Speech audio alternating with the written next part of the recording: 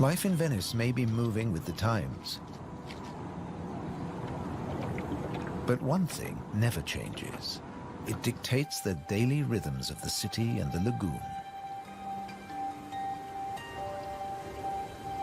Twice a day, the tide rises and falls as seawater washes in and out of the lagoon.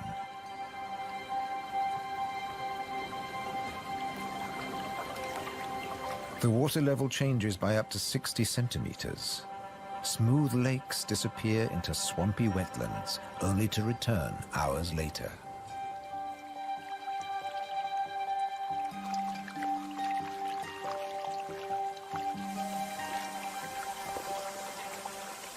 Retreating water levels reveal a surprise. Strange islands that look like complicated water mazes. In fact, they're fisheries at the edge of the lagoon, known as the Valle da Pesca.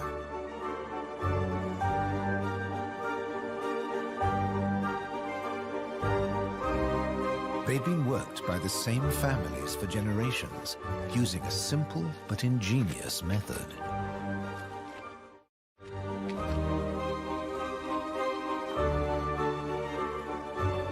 Nets are lowered into the locks that span the water channels.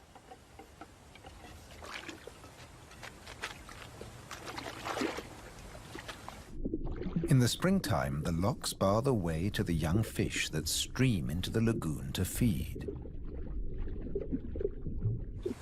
The fishermen raise the nets and catch the small swarming fish in their thousands.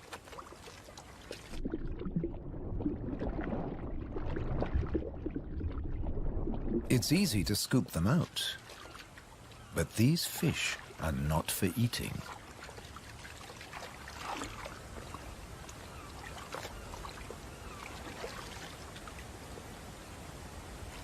The fishermen place them on the other side of the bars, and so trap them in the channels. Here, the spring fish are held under perfect conditions until they grow big enough to harvest.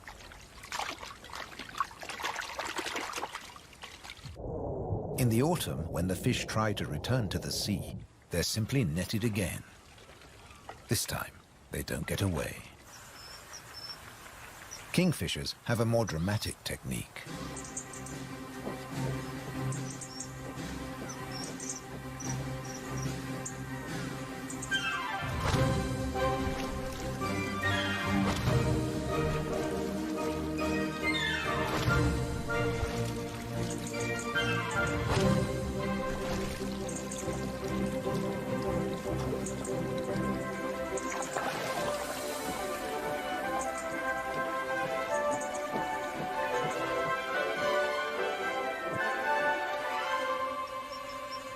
They catch up to 20 fish a day, but need even more if they have nests with hungry growing chicks.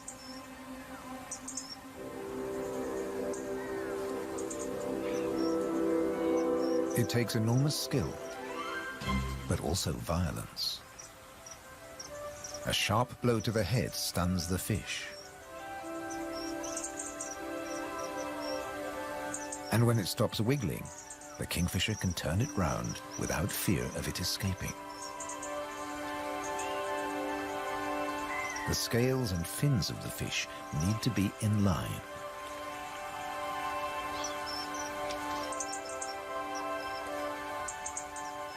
Now it's ready to swallow.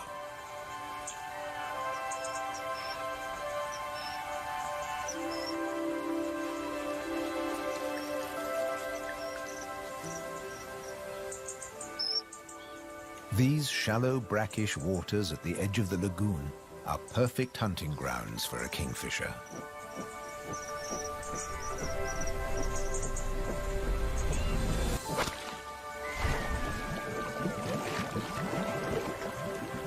But not every dive is successful. They'll snatch the odd insect in the air, but 95% of the kingfisher's catch must be made underwater. The cormorant has an easier life, as does the little egret. And some don't even get their feathers wet while hunting. There are plenty of fish in the lagoon, but they're not only found in the wetlands. These waters flow through the city too. And there are fish to be caught in the canals. Beneath the bustling jetties of the famous vaporettos or water taxis, wildlife flourishes. Even here, the little egret can fish where the water is deeper and turbulent. It's not easy to keep an eye on a moving target from a moving base.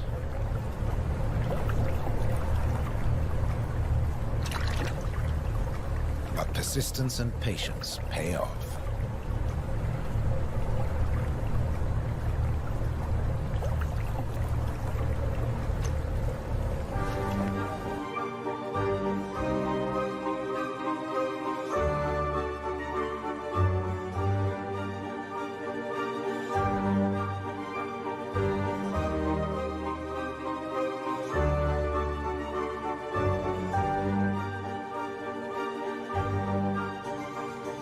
Three narrow inlets connect the lagoon to the sea.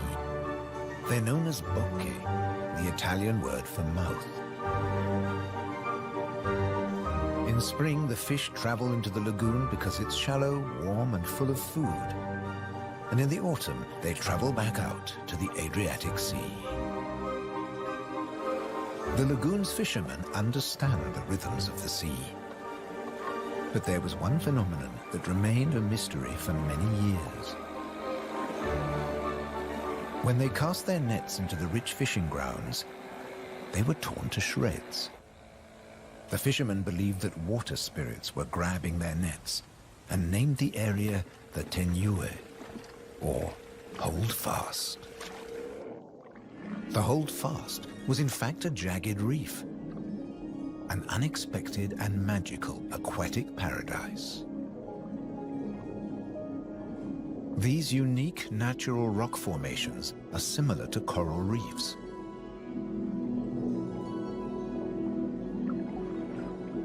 They're home to all kinds of remarkable creatures. Serpent stars, or marine annelids.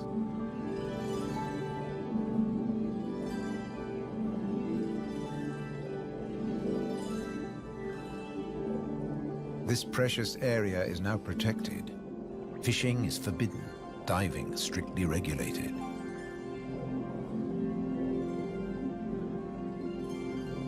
Even harvesting a shellfish delicacy like these canestrelli is banned.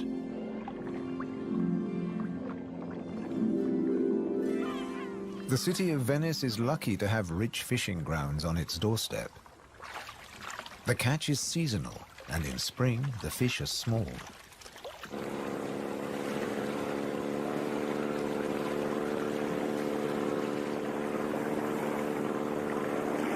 But the fishermen will go out, as long as they can find a buyer. Only the weather can hold them back.